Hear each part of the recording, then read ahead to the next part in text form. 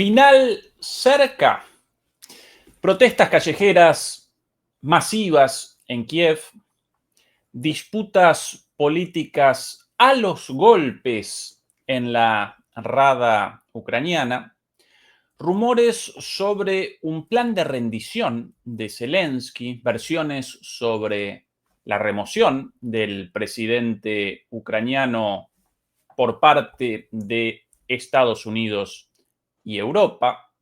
Mientras tanto, Rusia realiza avances militares fundamentales en Pokrovsk y en otras áreas del frente de combate. Presenciamos el final de Zelensky y tal vez el comienzo del fin de la guerra en Ucrania. Muy buenas noches, muy buenas tardes y muy buenos días. Comenzamos la transmisión número 243 de Demoliendo Mitos de la Política Charlas en directo. Muchas gracias por acompañarnos y recuerden ayudarnos con el pulgar arriba. De vuelta por aquí, tras una semana de ausencia, nos acompaña nuevamente desde Madrid, España, el queridísimo Juan Antonio Aguilar. Juan Antonio, ¿qué tal todo por ahí? Muy bien, encantado de estar aquí y un saludo a todos los que nos ven. Y bueno, pues a ver si sacamos alguna cosa en claro. Juan Antonio, quería comenzar esta conversación con el foco en Zelensky, pero recién me participabas de la última declaración de Trump, por ende quizás mejor retrocedamos un poquito y comencemos por lo más amplio y después sí presentemos la cuestión de Zelensky. Esta la situación actual frente a las provocaciones habituales de Lindsey Graham contra Rusia. 2 días atrás, si no recuerdo mal, Dmitry Medvedev realizaba esta publicación. Trump le está dando un ultimátum a Rusia, 50 días o 10, esto con motivo, recordarán, de la reducción de ese hipotético ultimátum, primero de 50 días, después de 12, después de 10, un ultimátum contra Rusia con la amenaza de la imposición de sanciones a Rusia y a los compradores de productos rusos, sanciones secundarias. Entonces, Medvedev presentaba esto. Trump le está dando un ultimátum a Rusia, 50 días o 10. Debería recordar dos cosas. Uno, Rusia no es Israel, ni siquiera Irán. Dos, cada nuevo ultimátum es una amenaza y un paso hacia la guerra. No entre a Rusia, no, perdón, no entre Rusia y Ucrania, sino con su propio país. No sigas el camino de Sleepy Joe, como llama habitualmente Trump a Biden. Y con motivo de esta declaración, aunque también podemos recordar otra de unos días atrás de Medvedev también, Trump lanzó un ultimátum teatral al Kremlin, el mundo se estremeció, esperando las consecuencias, la beligerante Europa quedó decepcionada, Rusia no le importó, también respecto a eso. Bueno, frente a esto respondió hoy Trump con lo siguiente, esta declaración y esta decisión, quizás aquí lo más peligroso de todo, esta es la red social de el propio Trump, llamado Truth Social o red social de la verdad, con la siguiente declaración. Ante las provocadoras declaraciones del expresidente ruso Dmitry Medvedev, actual vicepresidente del Consejo de Seguridad de la Federación Rusa, he ordenado el despliegue de 2 submarinos nucleares en las regiones correspondientes por si acaso estas declaraciones insensatas e incendiarias fueran más allá. Las palabras son muy importantes y a menudo pueden tener consecuencias imprevistas. Espero que este no sea uno de esos casos. Gracias por su atención. Juan Antonio, Hay, ¿duelo de hay un, gallitos o algo mira, verdaderamente considerable? hay un tuit anterior de Medvedev, que es el que provoca esta reacción de Trump, que convendría repasar, en el que habla de la mano muerta. Sí, cierto, lo recuerdo. Yo buscándolo lo presento en un segundo, Juan Antonio.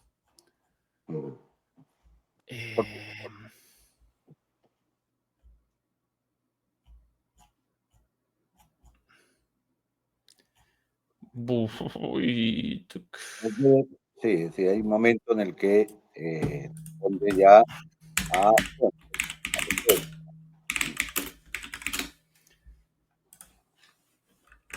ya lo presento, Juan Antonio, un segundo. Por alguna razón, Twitter últimamente presentando los tweets de manera irregular en mi... Sí, sí.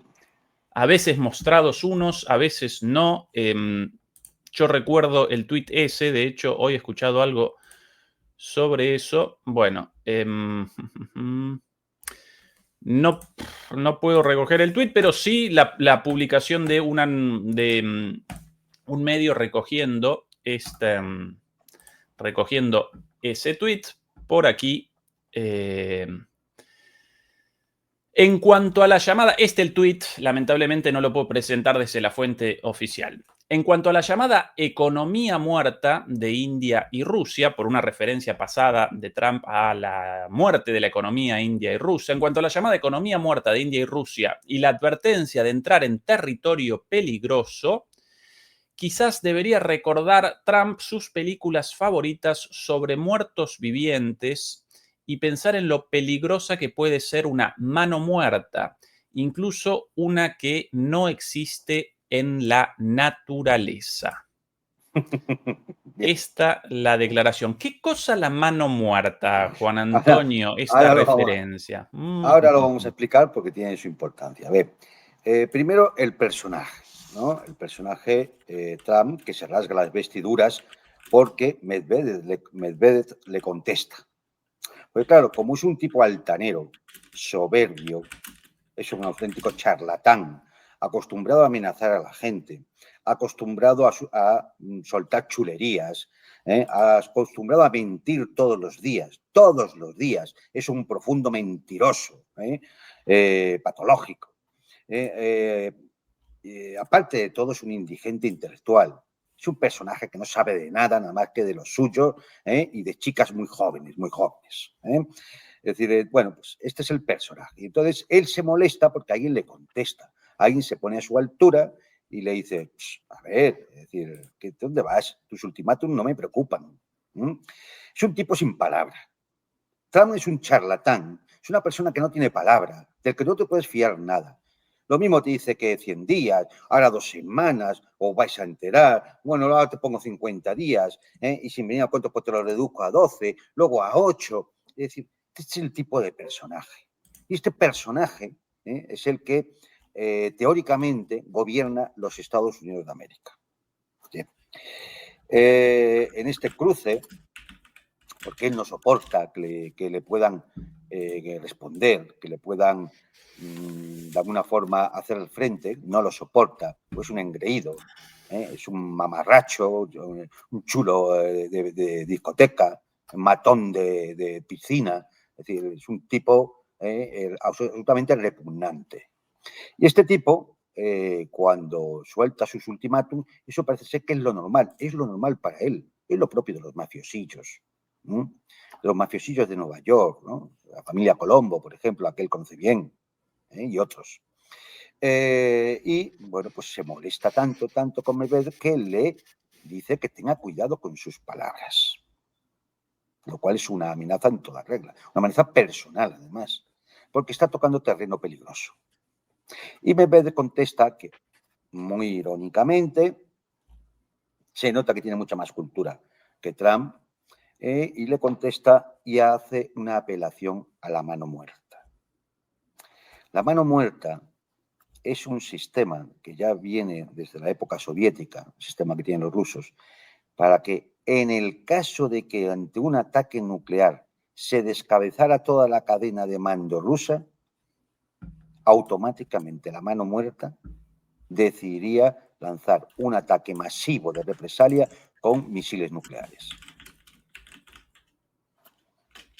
Entonces, claro, ante esa amenaza, es decir, no sabes lo que dices, porque aunque nos lograras eliminar a todos, hay una mano muerta que no está en la naturaleza, que es un sistema que Rusia ya, como digo, desarrolló ya en la época soviética para responder a este tipo de amenaza. Y por lo tanto se cumpliría el postulado típico de las potencias nucleares de la destrucción mutua asegurada. Como yo dudo mucho que Trump sepa lo que es la mano muerta, igual lo ha confundido con esa zona de Argentina donde hay un importante yacimiento de gas, ¿no? Es decir, como este personaje es así, es más, ahí viene luego la respuesta de Trump diciendo que ha enviado a 2 submarinos nucleares a las zonas pertinentes ante las amenazas de Medvedev. Igual los ha mandado a Argentina. A Vaca Muerta. A la Vaca Muerta. Es el lugar en la Patagonia. Claro, a la Vaca Muerta. Es decir, vete a saber, porque evidentemente no lo ha dicho. Vamos a ver, todo esto es otra charlotada de este impresentable. Primero, porque ¿qué hace con 2 submarinos? ¿Qué piensa? ¿Lanzar un ataque nuclear con 2 submarinos? Esto es ridículo. Pero es que además, ¿qué pasa? ¿Que solo tiene 2 submarinos ahora mismo en alta mar? Hombre, yo pondría la mano en el fuego, aunque ahora mismo la Federación Rusa tiene más de 2 submarinos en alta mar. Nucleares, me refiero a submarinos nucleares. Pondría la mano en el fuego. Porque es lo normal. Porque ¿para qué los tienes? Para tenerlos en puerto. Es decir, sin hacer nada. Aunque solo sea por adiestramiento de la marinería, de las tripulaciones, tú tienes que tener los submarinos operativos. Y cuando se tiene un número, que ahora mismo no tengo aquí la cifra, pero es un número importante de submarinos nucleares, hombre, no los vas a tener todos en puerto. Lo normal es que algunos estén haciendo ejercicios, estén de patrullaje, estén en fase preventiva o lo que sea. Con lo cual, esto no deja de ser más que otra botarada, otra mamarrachada de este tipo ridículo que se tiene por presidente de la nación esencial, la más importante del mundo, del sistema solar y de más allá de la galaxia. Es decir, y en fin, pues, es decir, en esto estamos, ¿no? Claro, son juegos peligrosos porque Rusia puede ahora mismo responder con la paciencia estratégica y decir, bueno, pues que siga haciendo el ridículo, al cabo, pues ¿qué le vamos a hacer? Nos ha tocado el tonto el pueblo, y pues bueno, pues ya está, ¿qué le vas a hacer? ¿No? O puede decir, ¿qué me estás diciendo? Pues ahora yo mando otros 2 submarinos a sitios determinados. Y entonces, ¿qué va a hacer Trump? Lanzar 2 submarinos más. O sea, no se da cuenta de que estas dinámicas son absurdas. ¿Qué piensa hacer? ¿Utilizar los submarinos para lanzar qué? ¿Un ataque nuclear?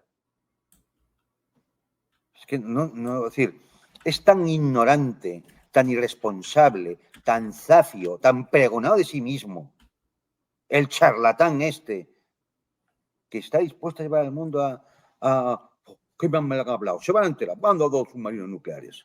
Tipo ridículo, un tipo ridículo. Tipo ridículo pero peligroso, porque claro, tiene un maletín nuclear. Puede dar órdenes en este sentido. Y ahora con esos 2 submarinos nucleares, ¿qué hacemos? Y si se rompe los protocolos de comunicación, y si puede haber accidentalmente un encontronazo, o se vuelve loco uno de los comandantes de submarino, entonces, ¿qué hacemos? Es decir, bueno, pues no sé. Es decir, esto es una más de un tipo al cual no se le puede, o sea, no se puede tener confianza en nada, en nada. Más vale que aclarara su situación con la lista Epstein, que cada día es más turbia, cada día es más turbia. Ahora acusan al FBI de haber eliminado personajes de los documentos de Epstein. Es decir, más vale que aclarara eso, más vale que aclarara ante quién se postra como un gusano para obedecer órdenes de no se sabe quién, el que iba a acabar con la guerra de Ucrania en 24 horas, luego en 100 días, luego en 2 semanas, luego en 50, ahora en 8. Es decir, tiene un partido republicano roto, tiene su base electoral maga, lo tiene desintegrándose, dividida, solamente por su apoyo al genocidio sionista en Gaza. Tiene al más del 50% ya de la población de los Estados Unidos, por primera vez, en contra de las actuaciones de Israel. Y él sigue, que sigue. Él va a mandar a su amigote, el Witkoff, lo manda a ver qué pasa en Gaza. No sabe, tiene 26 servicios de inteligencia y no sabe lo que pasa en Gaza. No sabe que son sus bombas, sus armas, las que despedazan a los niños gazatíes. No lo sabe. Es un mamarracho. Es un tipo impresentable. O sea, es una desgracia.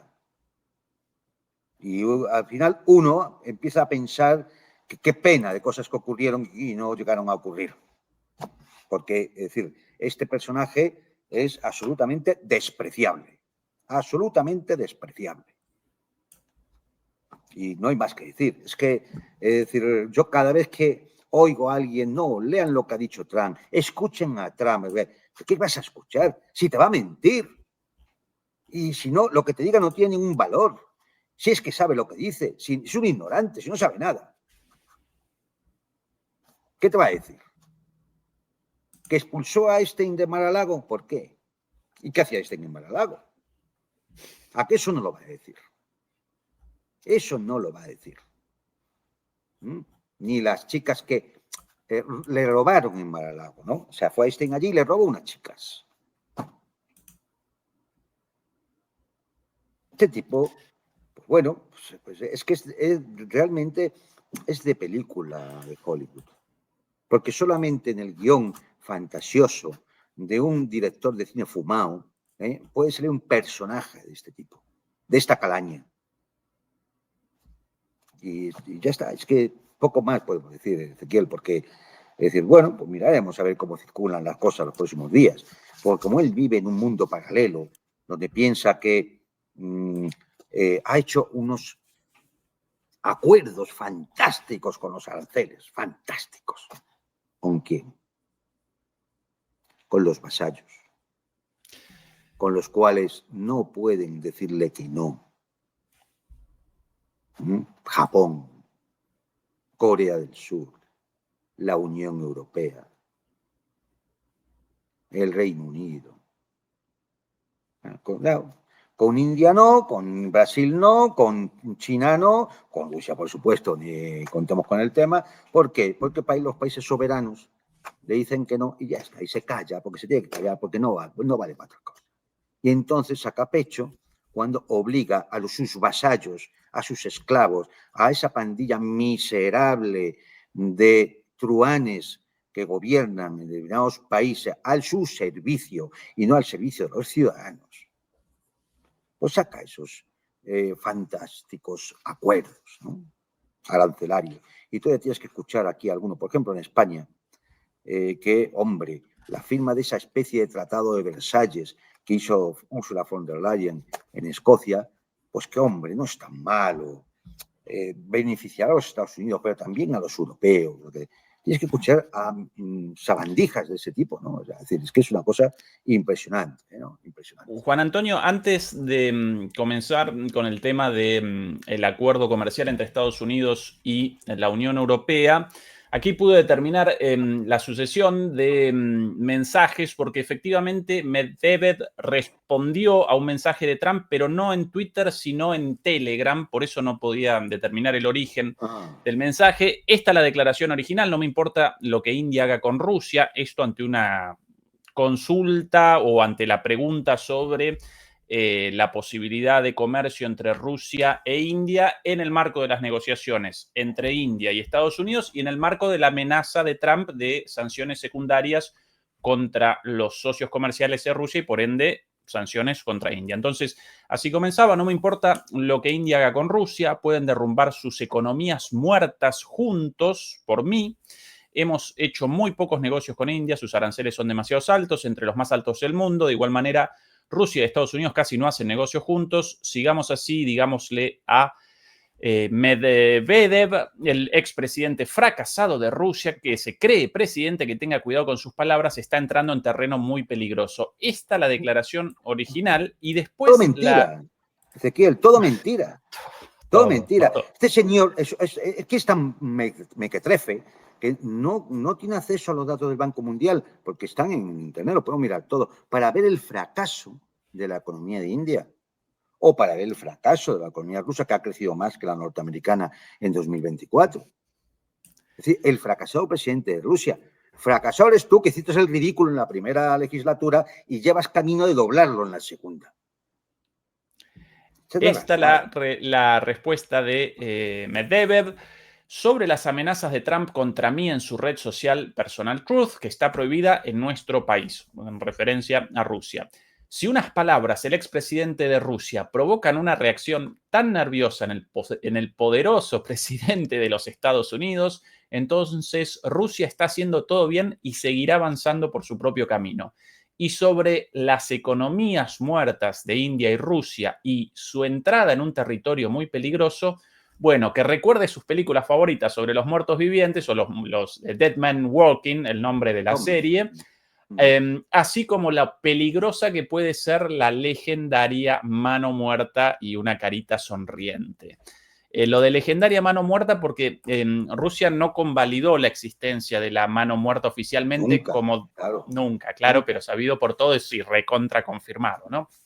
Ahora, Juan Antonio, esto de hoy también, el propio Putin hoy en Rusia junto a Lukashenko. Por ahí con sonido, Juan Antonio, aparece el sonido de la conversación entre ambos. Juan Antonio, aparece el sonido porque en mi auricular no aparece, en el tuyo sí, ¿verdad? Sí, aparece el sonido, sí. El mismo problema que ayer, por alguna extraña razón, ayer también presentaba un video y no aparecía acá y yo no podía realizar la traducción y después en los comentarios, sí, bueno, yo aquí sin el sonido, pero sí con una traducción de las palabras de Putin. Y atención a esto. Hemos fabricado el primer sistema Oryezhnik de producción en serie, el primer misil de producción en serie, y ya se ha entregado a las tropas. La línea de producción ya está en marcha. Nuestros especialistas militares, junto con los bielorrusos, han elegido la ubicación de las futuras posiciones. Actualmente se está trabajando en la preparación de las posiciones. Por lo tanto, es muy probable que cerremos este asunto para finales de año. A ver, aquí Ezequiel, el tema es que ha entrado en producción en serie el misil. Ya se ha entregado el primer lote a las unidades correspondientes. No se ha entregado un misil, no, se ha entregado el primer lote que ha salido de las factorías a las unidades correspondientes que ya tienen, ya lo tienen disponible. A lo que se refiere hacia final de año es que esos sistemas de misiles Oryezhnik se van a desplegar en Bielorrusia. Y eso es una de las cosas que han tratado Putin y Lukashenko en esta reunión, que es una reunión informal, o sea, como se ve, ¿no? Es una reunión que la hacen todos los años, se ven, tratan temas y este es uno de los temas de hoy, ¿no? Es decir, el despliegue, pues seguramente será el segundo lote o el tercer lote de misiles Oryezhnik, se desplegará en Bielorrusia. No sabemos exactamente cada batallón de misiles cuál va a ser el número exacto de vectores de lanzamiento. O sea, sabéis que cada uno puede llevar hasta 36 ojivas convencionales o 6 ojivas nucleares. Y el alcance son 5.500 kilómetros. Que se coja cada uno la regla y el mapa y empieza a calcular. Juan Antonio, hace unos días, si no recuerdo mal, Putin participaba en la botadura de submarinos nucleares. Hoy, casualmente, recorría las entrevistas del canal de Glenn Dicen y por ahí aparecía una ya de hace unos días de Lawrence Wilkerson, uno de los asesores de Colin Powell en su segundo, y él presentaba la siguiente idea respecto a Putin y Xi Jinping. Para él, Putin y Xi Jinping ya determinaron que no pueden establecer un diálogo racional con los Estados Unidos, el imperio parece en decadencia y por ende determinaron comenzar la preparación de los pasos necesarios para un eventual enfrentamiento directo, incluida la posibilidad de una escalada nuclear. Las bravuconadas de Trump sin dudas carecen de fundamento, estas estupideces de posteos por aquí, posteos por allá, no generan sorpresa. Pero los preparativos de Rusia hacia un eventual ataque en este sentido. Los preparativos de China en el mismo sentido. Quiere China redondear una cantidad de cabezas nucleares más o menos similar a la de Rusia. Toda esta situación, bueno, algunas medidas de los últimos días de Estados Unidos también, como el envío de armas nucleares a Reino Unido, si no recuerdo mal, hace unos días también. Genera preocupación esto, ¿o no? Es decir, a ver, claro, esto ya estamos en otro plano. Una cosa son las charlotadas del tipo este, es decir, del impresentable, y otra cosa es qué es lo que pasa realmente por las élites decisorias en los Estados Unidos. Aquí el problema es que tienen mucho miedo. Hay un auténtico pánico. ¿Por qué? Porque, mira, hay miedo en la actual administración a una derrota en Ucrania que pueda ser presentada similar a la que hubo en Afganistán. Hay miedo al avance de los BRICS. Como cada vez cometen más errores en el sentido de fastidiar y amenazar a los países BRICS, pues se cumple lo que se establece en geopolítica como el dilema de seguridad. Estos se van a unir para aumentar su poder relativo. Es que, es decir, esto no hay que ser un estadista de primera, es decir, es que es de sentido común si lo piensas, ¿no? Y luego tienen también pánico a la situación de decadencia interior de los Estados Unidos. Por supuesto, la cuestión económica con la deuda impagable, una inflación que vuelve a aumentar, por mucho que Trump intente culpar al presidente de la Reserva Federal, un desempleo que también repunta y, bueno, pues veleidades económicas que finalmente no se corresponden con la realidad. Mucha especulación, mucha ganancia en bolsa, pues a lo que está acostumbrado bueno, pues la élite norteamericana, ¿no? Más aún cuando la economía la lleva un tipo siniestro como Scott Bessent, un hombre de Soros, que es el gran gurú de todas estas medidas de Trump, ¿no? Yo imagino que en la mente de Scott Bessent serán más racionales, pero como Trump es como es, pues él saca los pies por alto y amenaza a todo el mundo con aranceles y ya está. Eso sí, cuando alguien le hace un poquito de frente, fíjate, México, la señora Sheinbaum le ha ganado otros 90 días sin aranceles. Ahí está, con 2 narices. Y en cambio, los demás, sus demás vasallos, pues con la cabeza agacha. ¿Qué es lo que le gusta a Trump?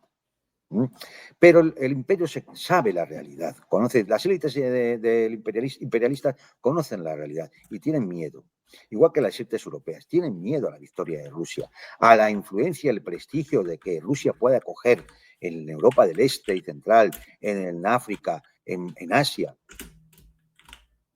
a el avance imparable de las redes comerciales chinas. Es decir, y claro, esto lo saben y tienen miedo y reaccionan a ese miedo, pues a veces de muy mala manera. Piensan que amenazando, como han hecho antes, va a seguir funcionando. Y el problema es que a lo mejor no funciona. Y esto conlleva un peligro. Claro, que piensen que hay que escalar la amenaza para ver si nos hacen caso. Y si no te hacen caso, ¿qué haces? Vuelves a elevar la amenaza y ahí se llega a una situación peligrosa. en la que se cumple la ley de ascensión a los extremos, donde efectivamente nos podemos encontrar en el límite de un conflicto que puede ser nuclear.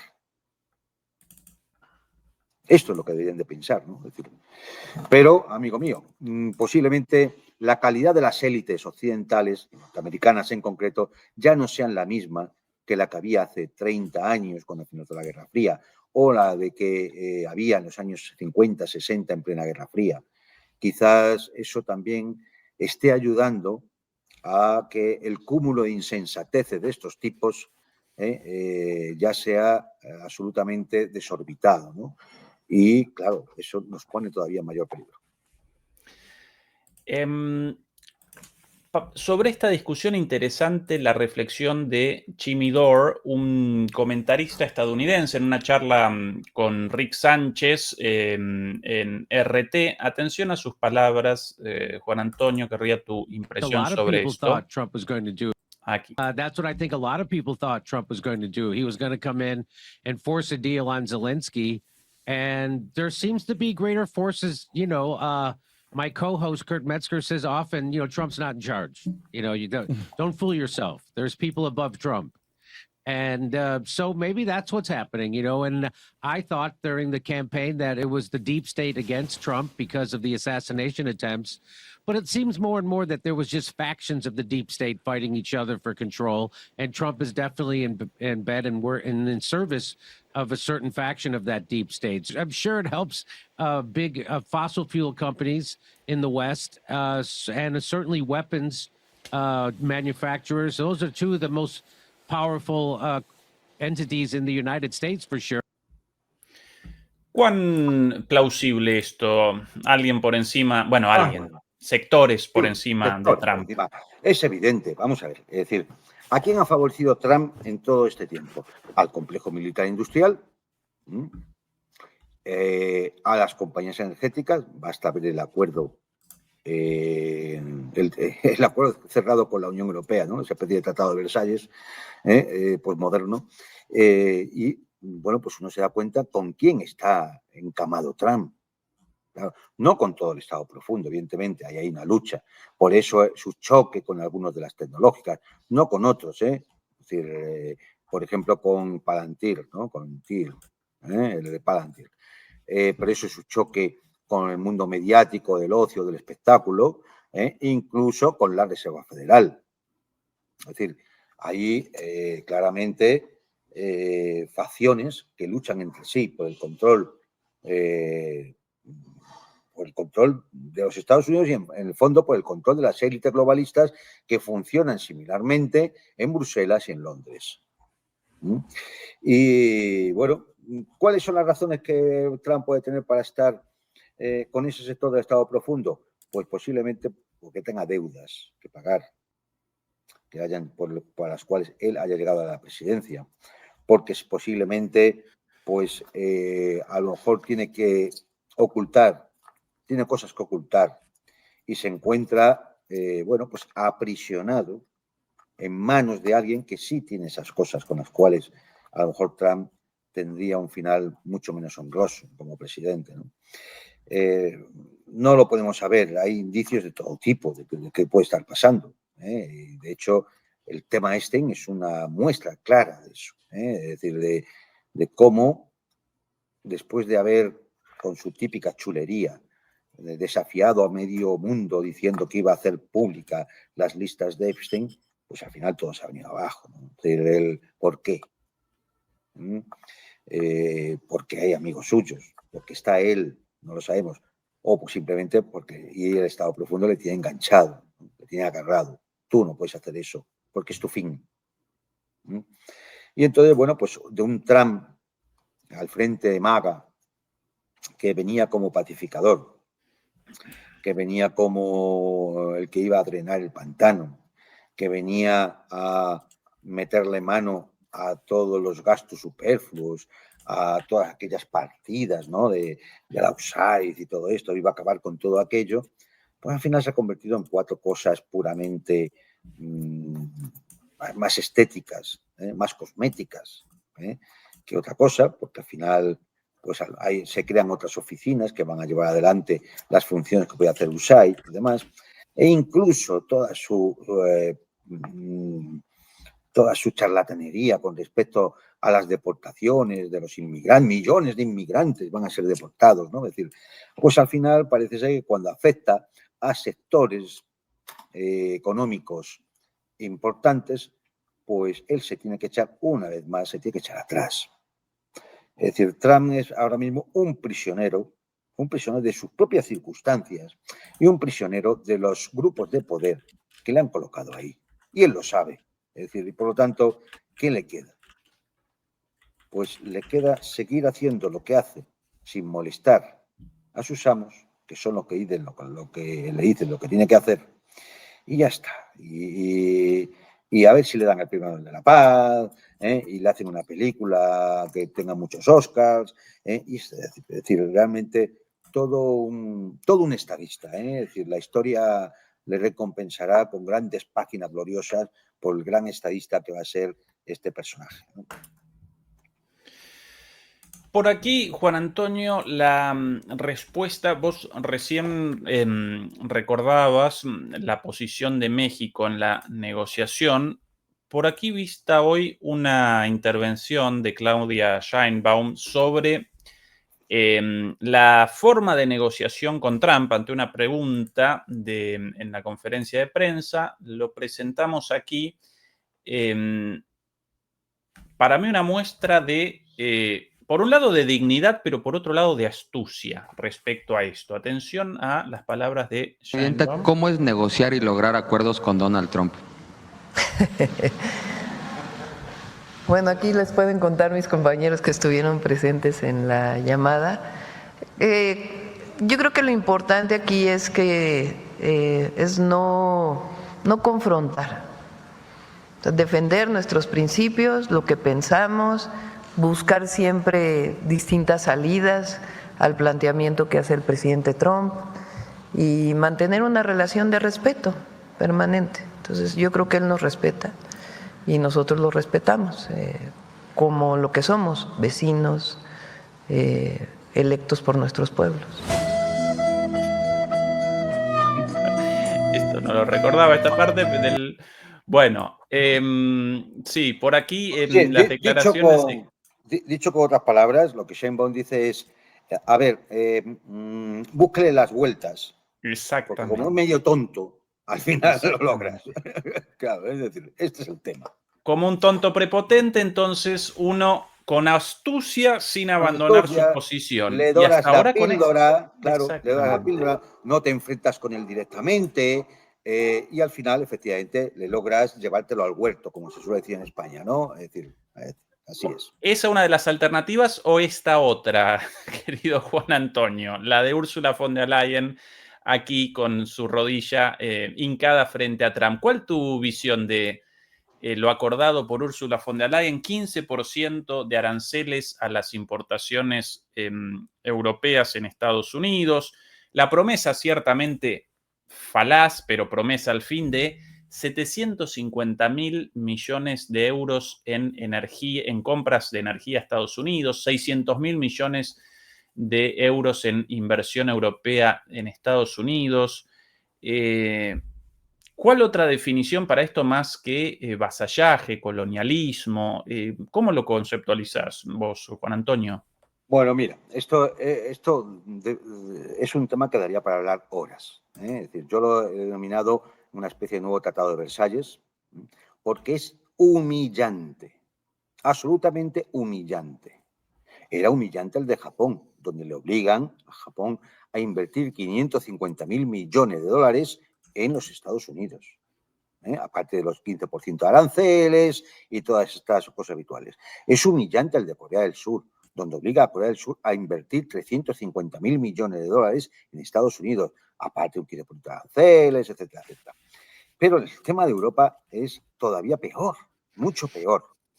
Mira, muy brevemente, porque es que hay que repetirlo y habrá que repetirlo 1000 veces a ver si los europeos se enteran de la cara de gilipollas que se les queda con este acuerdo. Vamos a partir de que ya se habían aprobado 850.000 millones de euros en gasto armamentístico, de los cuales el 70% va a ser para el complejo militar industrial norteamericano.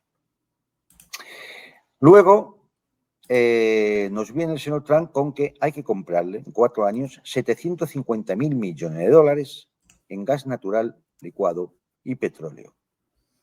Entre un 25 y un 30% más caro que el petróleo ruso o el gas ruso.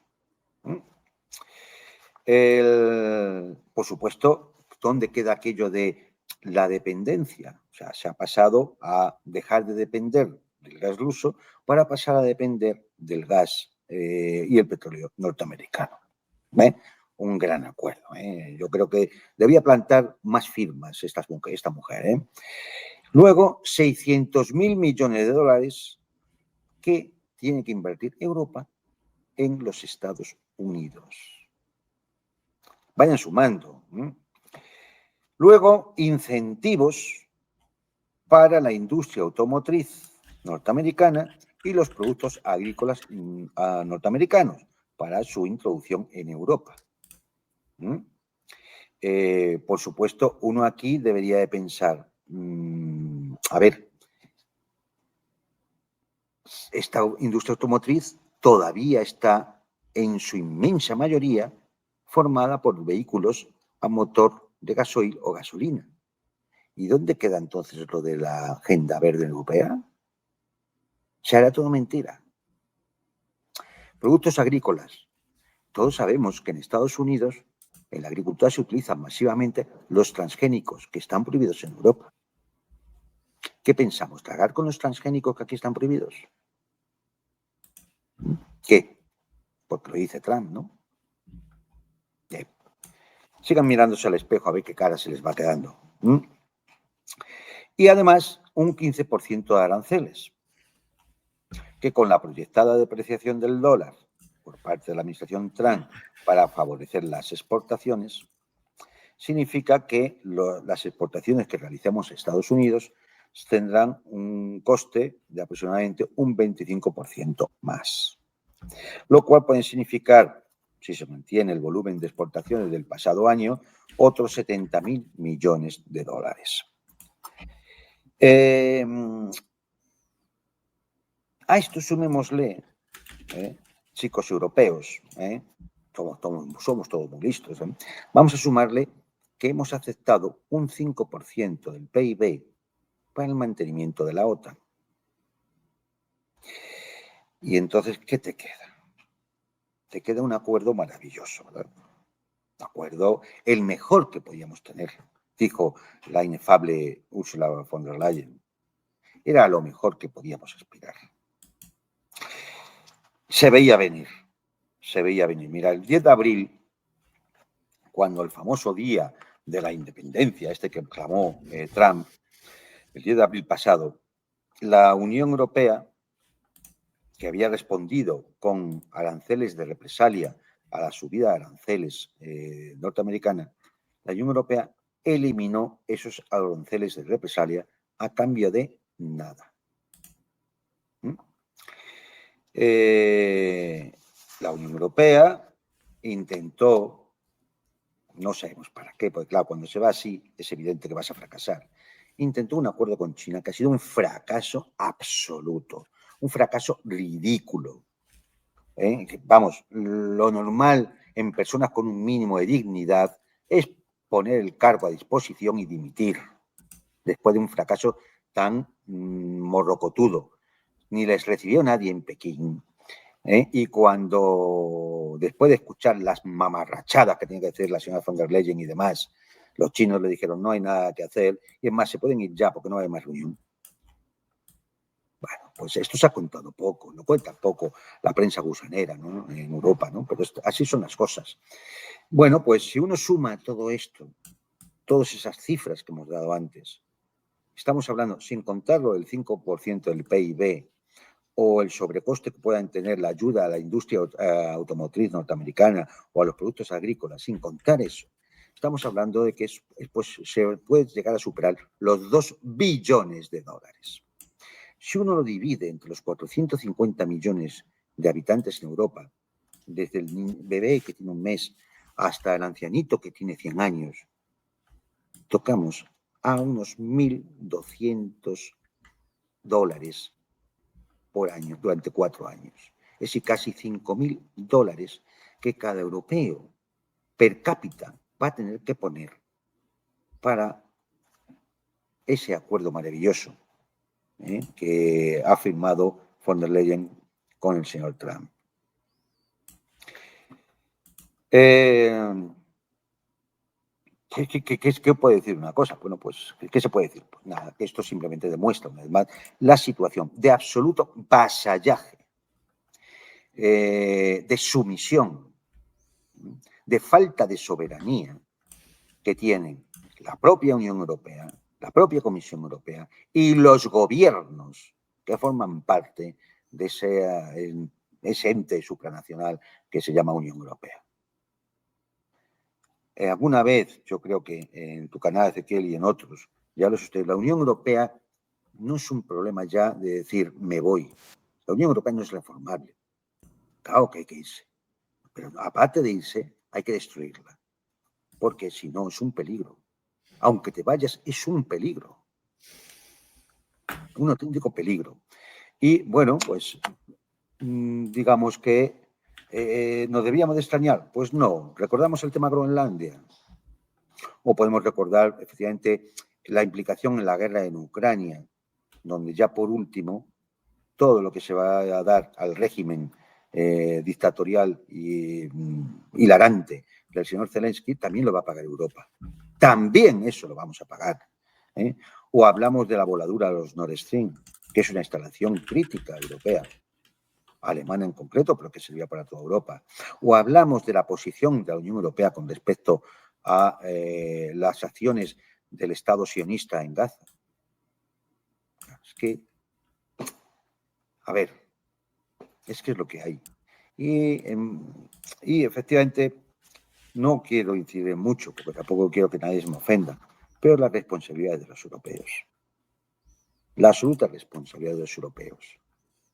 Por ser no sé, nos hemos convertido en tipos ridículos, o en cobardes, o en sabandijas que trabajan con el enemigo, que están al servicio del enemigo.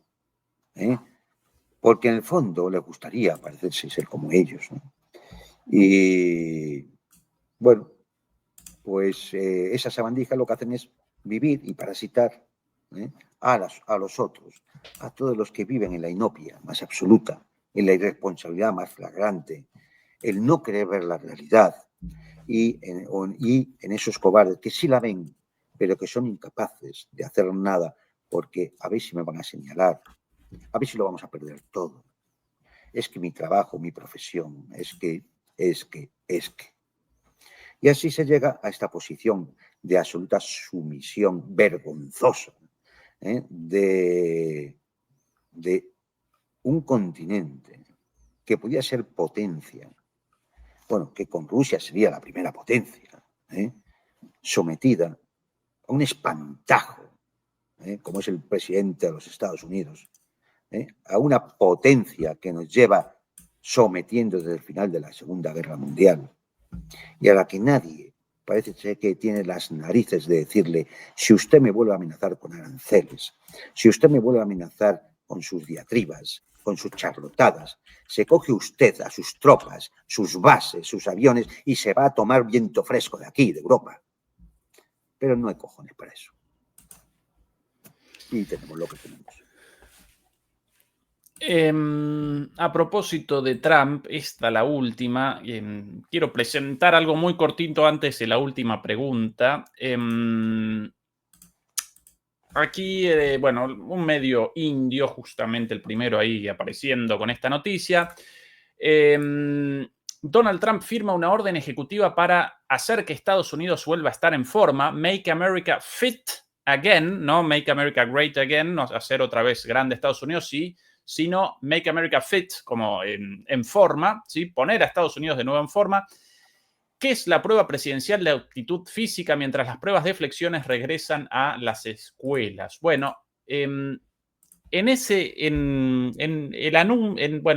el último anuncio de Trump en la Casa Blanca, acompañado por una serie de personajes muy propios de la administración Trump, entre otros el ex luchador de la WWE, la lucha estadounidense. En Argentina lo llaman el catch, ¿sí? Conocido como Triple H, Paul Michael Levesque, ¿sí? De la lucha de Hulk Hogan, ¿sí? La lucha libre profesional. Bueno, realizaron el anuncio de este programa de restablecimiento de los controles de estado físico de los niños en las escuelas. Y atención a esto, Juan Antonio, la presentación, yo por eso recién dudando, el video difundido en la página web de la Casa Blanca respecto a esto en serio, esto no esto de verdad, esto en la página web ahora colgado de la Casa Blanca. Un segundo, perdón, esto para afuera, esto para aquí. El señor Triple H y el anuncio de la imposición de este programa.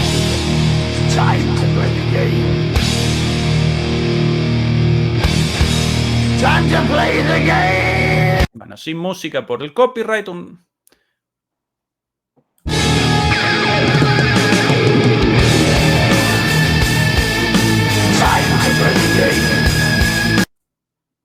Es el anuncio del programa, Juan Antonio, con este luchador de lucha libre escupiendo agua y música de Metallica de fondo.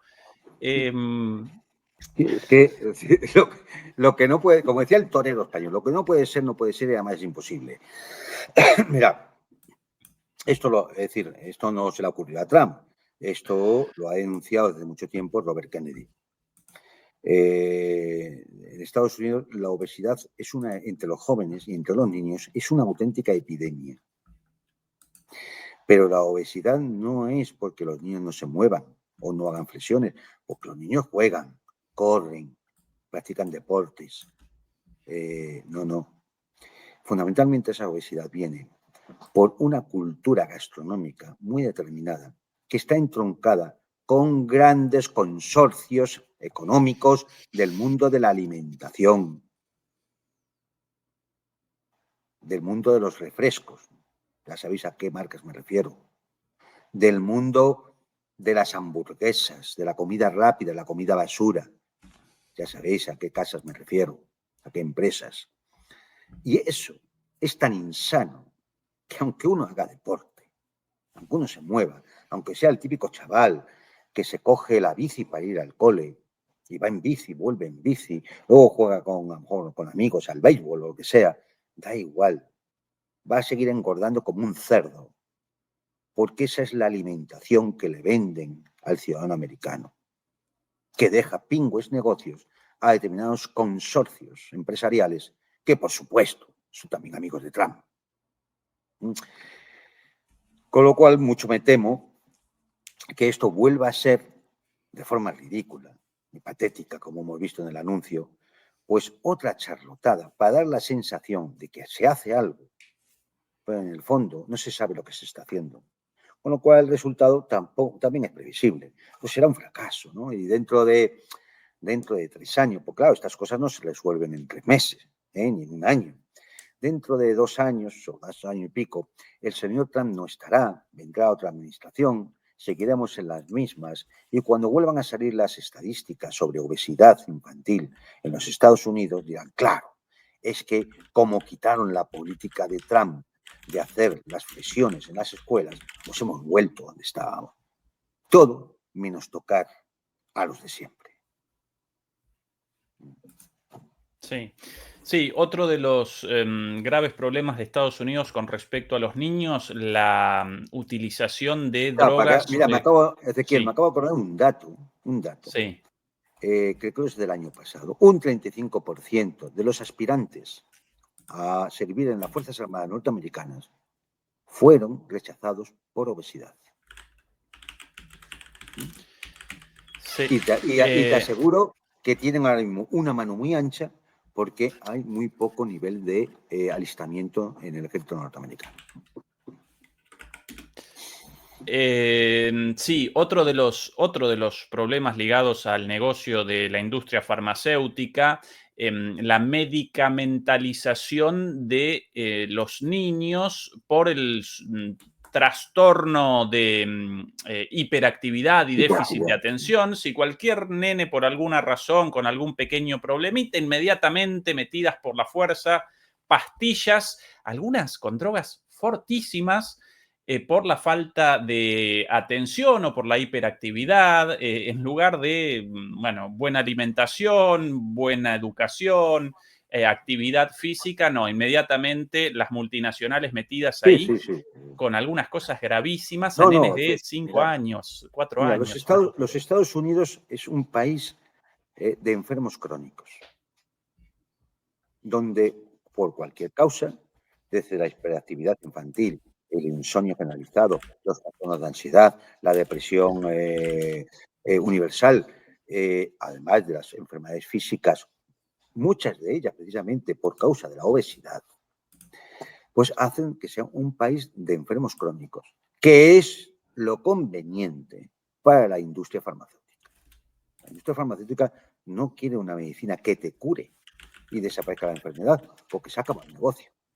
Lo que quiere es que estés tomando insulina para diabetes, estatinas para el colesterol, pastillas para la tensión arterial, un somnífero para poder dormir, y si te sientes un poco mal, pues también Lesatin o cualquier opiáceo para que te sientas bien, ¿no? Es decir, esto es lo importante. Esto es lo importante. Esto lo ha denunciado tantas veces Robert Kennedy, y yo no sé si le están dejando llegar o no a elaborar planes para acabar con todo esto, pero mucho me temo, y creo que ya lo comentamos una vez, mucho me temo que Robert Kennedy va a ser uno de los próximos que salga en la administración Trump. Precisamente a causa de todo esto. Salvo que se venda, claro, ya decida olvidarse de todos sus planteamientos. Eso ya es otra cuestión, pero lo veremos entonces. Bien, sí. Una de las drogas más utilizadas, la marca comercial Adderall, lo llaman, Adderall. Vistas ya varias películas. Tremendo la utilización de esa droga en niños, una droga fortísima, lo cual genera dopamina en el cerebro, bueno, como un estimulante, como una cocaína en pastillita para nenes de 4 años, pero bueno, abandonando ese tema, quería la última pregunta, Juan Antonio, sobre la situación en el frente, debido a los avances de los últimos días verdaderamente decisivos de Rusia y por sobre todas las cosas el ingreso ya no de operaciones concretas de exploración, alguna emboscada por ahí la semana pasada, sino de combates de tropas rusas en el centro de Pokrovsk, ya mismo. Esta, la ciudad de Pokrovsk, el mapa de un mapeador bastante conservador, por cierto. ¿Cuál es la situación ahí? ¿Cuán decisorio esto? Mira, han entrado hasta el centro por una razón muy sencilla. Porque no hay defensa ucraniana efectiva. Esa es la razón. Es decir, el ejército ruso lanzó primero unas pequeñitas unidades de reconocimiento y, claro, esas unidades de reconocimiento se plantaron en el centro de Pokrovsk. Y, claro, es decir, igual, pues ya que estamos aquí, pues vamos a avisar y que empiecen a llegar unidades ya de infantería y unidades de combate. Eso es lo que empieza a pasar. Y ahora, pues bueno, pues están avanzando calle por calle y vamos a ver lo que dura esto. Mirad, la situación en los frentes ahora mismo, voy a referirme por encima a la situación en Zaporozhia, el frente sur, donde hay avances. La capital, Zaporozhia, está a unos 11 kilómetros ya. En el norte, tanto en la región de Sumy como en Kharkov, también hay avances, hasta el punto de que, bueno, pues la conocida, porque fue motivo de grandes combates en el año 2022, la ciudad de Kupiansk está al borde de ser cercada. Y eso implica una vía abierta sobre Liman, Izium y el eje Slaviansk-Kramatorsk, que es la última línea de defensa ucraniana en todo el Donbass, ¿vale? Si miramos precisamente el tema de Pokrovsk, bueno, pues ya se está combatiendo en el centro de la ciudad, un auténtico caos dentro del kit ucraniano, donde ya ni siquiera existía comunicación vía radio entre las unidades. No sabemos si por la guerra electrónica rusa o porque simplemente pierden la comunicación en función de, pues, yo qué sé, déficit de equipos o lo que sea. Los rusos tienen un objetivo, es alcanzar el ferrocarril y después del ferrocarril cortar las líneas de logística que vienen precisamente desde ese eje norteño de Slaviansk, Kramatorsk, Konstantinovka, ¿no? Con lo cual, la caída de Pokrovsk puede ser un auténtico desastre. Hay riesgo de que queden muchas unidades ucranianas aisladas o cercadas en esa zona. Pero vamos a referirnos en el gran evento de estas últimas 48 horas, que es la ciudad de Chasiv Yar. La ciudad de Chasiv Yar, como siempre, alguno dirá ahora que, hombre, tampoco es una gran ciudad, ni tiene tanta importancia estratégica. Sí la tiene, mucha. Por eso Kiev la ha defendido durante casi un año. Casi un año. La ha defendido con uñas y dientes. ¿Por qué? Porque Chasiv Yar está encima, en las alturas. Y desde Chasiv Yar y alrededores, tomados ya por el ejército ruso, se controla todo el valle del río Donetsk y es la puerta de entrada a Kramatorsk y a Slaviansk y a Konstantinovka, porque desde Chasiv Yar se puede lanzar un ataque por el norte prácticamente a Konstantinovka, rompe su línea logística y Konstantinovka cae. Y después de que caiga Konstantinovka, ahora mismo atacada desde 4 frentes, solo tienes una carretera para tirar para arriba hacia Kramatorsk y Slaviansk. ¿Y después qué? Después se acabó. Ya no hay alturas, no hay montañas, no hay ríos que te corten, sino una inmensa explanada sin defensas hasta el río Dnieper. ¿Y por qué ocurre esto? Y además, ¿qué más cosas ocurren? Pues que se demuestra la falta de tropas. Decíamos ya hace meses, la tasa de reposición del ejército ucraniano ya es negativa. Y esto irá haciéndose cada vez más grave, lentamente, poco a poco, pero cada vez más grave. Cada vez con menor posibilidad de poder hacer frente a cualquier ofensiva rusa. De hecho, observamos cómo lo que antes eran batallas encarnizadas casa por casa, lo hemos visto últimamente, por ejemplo en Pokrovsk, cómo empieza a haber facilidad para entrar en las poblaciones, porque no hay suficientes reservas ucranianas para poder defenderlas, ni suficiente artillería, ni suficiente capacidad de drones o de vehículos blindados. Aún hemos visto más cosas, por ejemplo, que no solamente es la línea de contacto, es lo que ocurre en la retaguardia ucraniana, en las vías logísticas, ferroviarias, por ejemplo, muy atacadas en los últimos días, las infraestructuras críticas, las energéticas, las bases aéreas, las zonas de concentración de tropas, los acuartelamientos donde residen unidades militares y hasta las oficinas de movilización, ¿no? Que han tenido poco menos que ser todas desmontadas y trasladadas a otros sitios, escondidos y demás, porque estaban siendo atacadas por la aviación o la misilística rusa gracias a las coordenadas que los propios ucranianos transmitían a los rusos para que acabaran con esas oficinas de movilización, donde llevan a la gente que secuestran por la calle antes de mandarla al frente, ¿no? También hemos visto en estos ataques en retaguardia, y hay imágenes de Kiev que son asombrosas, donde por Iskander o por los nuevos drones Yerram 3 no hay defensa antiaérea. No hay defensa antiaérea. O sea, caen todos, impactan todos sobre los objetivos. ¿Esto qué significa? Pues efectivamente que se están quedando sin la posibilidad de una defensa aérea por capas que pueda hacer mínimamente frente a un ataque masivo, a lo mejor de 300 o 400 o 500 drones, con 50 y tantos misiles de crucero, con 2 docenas de Iskander y Dios sabe qué más. Por lo tanto, esto es un desgaste en retaguardia que va a ir creciendo, porque además permanentemente aumenta la producción de este nuevo tipo de drones, que una de dos, o es que son tan efectivos que dejan asombrado al mundo, o es que efectivamente ya no hay tal defensa antiaérea ucraniana. Y algo de esto debe haber cuando hay un auténtico pánico, una auténtica histeria por conseguir lanzadoras de misiles Patriot. Los únicos que pueden ser más o menos útiles contra estos drones y contra los misiles de crucero. Contra los Iskander no han tenido ningún éxito. Pero, bueno, algo es algo, ¿no? Y en los últimos ataques, las últimas racias, han destruido varias plataformas de lanzamiento, lanzadoras de misiles Patriot.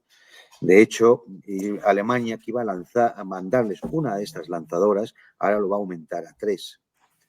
Pero para que vean lo ridículo que es esto, mira, una batería Patriot se compone de 6 piezas, ¿no? O 6 partes. Hay una unidad de control, de mando, hay una unidad de suministro de energía, hay un radar, hay una unidad de transporte de misiles y hay unas lanzaderas.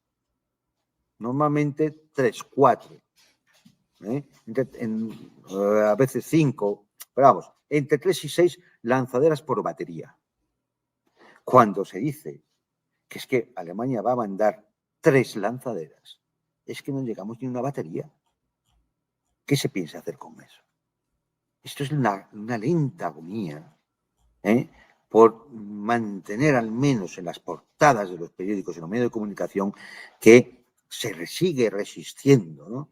Que todavía hay esperanzas de ganar, que el ejército ruso no lo consigue. Pero esto es una agonía que Ucrania está pagando con sangre y destrucción. Todo para los intereses de las élites parásitas de Occidente y especialmente de los Estados Unidos, por supuesto. Con lo cual, esa es la situación de los frentes. Bueno, pues seguimos con una estrategia de desgaste. Poco a poco se va acercando el momento del colapso final. Claro, va a llegar un momento que no va a haber capacidad para enviar reservas en ningún punto. Por eso pasa lo que pasa. Por eso, hace 3 meses, los rusos avanzaron un total de unos 350 kilómetros cuadrados. Este mes de julio han sido 750 kilómetros cuadrados. A lo mejor en agosto o en septiembre se pasa de los 1000 kilómetros cuadrados. Y esta es una tendencia que viene desde hace meses. Señores, una tendencia.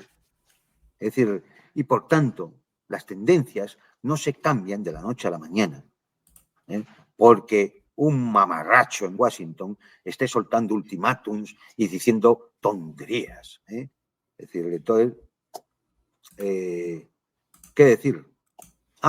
Y se me olvidaba. Por supuesto, en una situación de mayor descomposición del propio régimen de Kiev, donde a la acción pasiva de la población, de no sumarse, de evitar la movilización, a la acción activa de la población, oponiéndose a los movilizadores y quemando las oficinas o pasando los datos al ejército ruso, a la acción de los ciudadanos ya más activos para protestar, sacados por una cuestión como lo de la corrupción, pero al final ya se protesta por todo. A todo eso hay que unirle pues los navajazos dentro de la camarilla que gobierna, la injerencia de actores extranjeros para ver si es posible cambiar a Zelensky, la resistencia de Zelensky a salir del poder porque sabe que puede ser su final, incluso su final físico, Es decir, ahí se empiezan a entremezclar toda una serie de indicios que nos indican el grado de descomposición a que está llegando el régimen de Kiev, el grado de desmoralización de la población, el grado de incapacidad para mantener el combate de las unidades ucranianas y, por tanto, bueno, el camino, como decíamos ya hace 2 años, el camino ese marcado por de la victoria en victoria hasta la derrota final, ¿no? Al cual los ucranianos tendrán que agradecerle mucho a ese occidente que les estuvo empujando durante muchísimo tiempo, empujándoles a la guerra, empujándoles a mantener el desafío, en base a toda una narrativa absolutamente inventada, contra la mitad o más de la mitad de su propia población, porque hablaba ruso o porque es un fiel de la Iglesia Ortodoxa del Patriarcado de Moscú, ¿no? Etcétera, etcétera, etcétera. O simplemente porque tenía antepasados que lucharon en la vida de la patria y sus restos están ahí en monumentos soviéticos que ahora esta gente está destrozando sin ni siquiera el más mínimo respeto a unos soldados que murieron en su día por liberar Ucrania, ¿no? Clarísimo, Juan Antonio.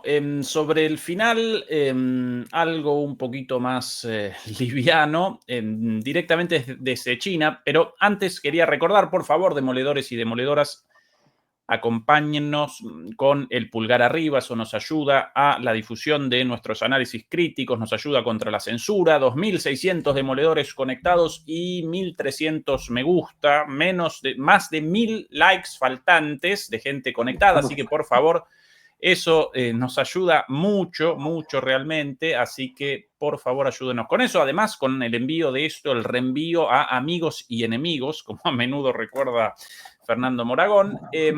Por aquí está la sección Mientras tanto en China. Mientras, bueno, en Europa toda esta situación de vasallaje, en Estados Unidos una situación bufonesca. En China, mientras tanto, está la última novedad de los chinos, la inauguración de un puente para automóviles flotante sobre un lago. Atención a esto. Bueno, una vez más, en mi auricular no aparece el audio, pero presumiblemente en el de ustedes sí.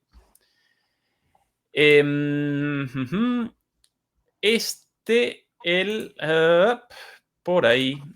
El puente flotante, por cierto. El puente flotante Xishiwang en Enshi, provincia de Hubei, está redefiniendo para el siglo XXI el concepto de caminar o más bien conducir sobre el agua.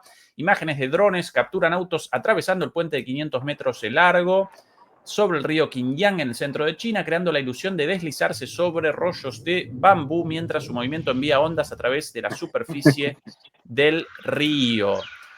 Bueno, hay que decir que esto es la aplicación civil de los conocidos puentes de que los pontoneros militares suelen hacer sobre los ríos para cruzarlos. Efectivamente, efectivamente. Una gran idea. Ahí el puente flotante y por aquí visto otro video con varios autos cruzando a la vez. Atención a esto. Interesante. El movimiento del oleaje en el puente. Espectacular, pero ningún problema. Puente diseñado precisamente para esto. Bueno, en lugar de declaraciones por Truth, por la red de Trump, amenazas de guerra, los chinos dedicados a esto, al desarrollo económico y social de su sociedad. No por nada, ellos una potencia ascendente y Estados Unidos lo contrario, ¿verdad? Y a darle a la imaginación, efectivamente, oye, es decir, voy a hacer un puente que vaya con las olas del río. Es que no tiene su gracia, es decir, no, muy interesante. Querido Juan Antonio, un placer como siempre. Mañana Juan Antonio no puede realizar su transmisión, así que vos de nuevo por aquí el viernes próximo, ¿verdad, Juan Antonio? Sí, señor, eso espero. Bueno, demoledores y demoledoras, antes de abandonar la transmisión, recuerden ayudarnos con el pulgar arriba, por favor. A Beatriz Pulido, nuestra moderadora, como siempre, mil gracias por acompañarnos y a todos ustedes también. En un ratito, en media hora, comienza Fernando Moragón en DMP Geopolítica. No lo desaprovechen. Y a todo el mundo, hasta pronto. Chau, chau. Hasta pronto. Adiós. Un saludo.